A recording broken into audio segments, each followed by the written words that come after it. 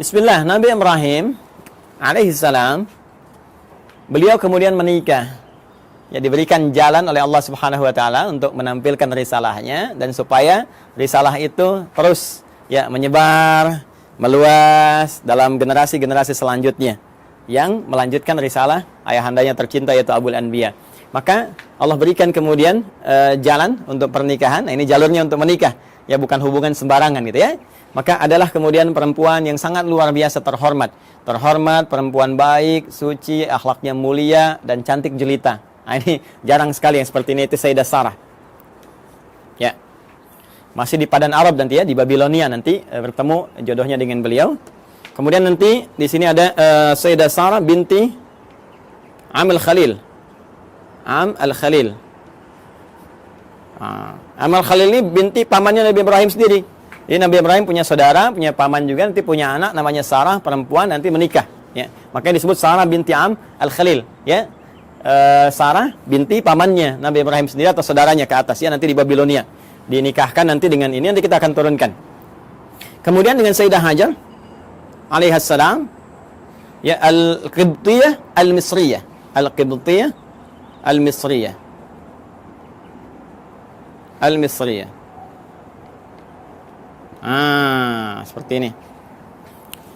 Baik, umumnya manusia saat ini atau kebanyakan itu kan orang-orang saat ini mengetahui dua ini ya, Sayyidah Sarah, Sayyidah Hajar, Sayyidah Sarah, Sayyidah Hajar, isinya Nabi Ibrahim. Padahal nanti ternyata ada lagi yang ketiga namanya Kantora.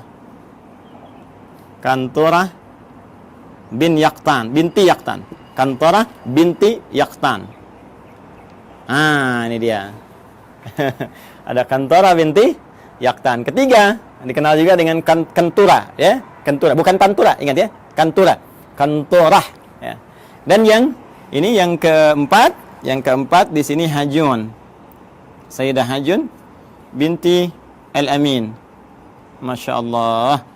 1, 2, 3, 4. Sayyidah Sarah binti Amil Khalil, Sayyidah Hajar Al-Qibtiyah Al-Misriyah, kemudian Sayyidah Kantorah binti Yaqtan, kemudian Sayyidah Hajun binti Al-Amin. Inilah 4 ya. 4 istri Nabi Ibrahim alaihissalam, dan dari sini kita akan turunkan dari keturunannya Sayyidah Sarah kemudian melahirkan Nabi Ishaq alaihissalam. Ini dia. Sayyidah Hajar nanti melahirkan Nabi Ismail alaihissalam. Ismail alaihissalam. Nanti teman-teman penting saya sampaikan. Jadi ini Nabi Ismail alaihissalam lahir duluan. Ya, lahir duluan. Saat usia Nabi Ismail itu 14 tahun. Usia Nabi Ibrahim kisaran 120 tahun. Dan usia Sayyidah Sarah itu 90 tahun. Maka lahirlah Ishak. Ini kisahnya sangat menarik nih ya. Jadi Ishak itu di dalam bahasa Arab itu bisa seakar dengan kata dhahak. Ya, dhahak. Artinya tertawa bahagia. Ya, tertawa bahagia. Nah, kenapa ada kalimat ini? Ada sebagian yang menduga begini. Ada kaitan dengan Quran surah ke-11 ayat 71. Ya. Sampai dengan sama juga dengan isyaratnya di Quran surah ke-51 Adz-Dzariyat ayat 24 sampai dengan 29. Di Quran surah 11 Hud ayat 71 itu jadi kisahnya begini. Kisahnya bahkan sampai viral ya. Itu kisahnya ketika datang malaikat, ya, beberapa rombongan malaikat ingin menuju kaumnya Nabi Lut. Dikisahkan di sini nih. Quran surah 51 buka ayat 24-nya. Di sebelah kanan agak ke bawah.